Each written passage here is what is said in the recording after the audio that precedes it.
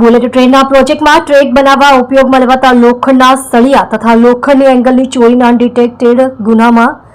ચોરી કરનાર આરોપીને ચોરીમાં ગયેલ મુદ્દામાલ સાથે પકડી પાડી અનડિટેક્ટેડ ગુનો ડિટેક્ટ કરતી સુરત શહેર Sachin police inspector Shri P N Vaghela નાઓએ ચોરીના દાખલ થયેલ અનડિટેક્ટેડ ગુના શોધી કાઢવા માટે આપેલ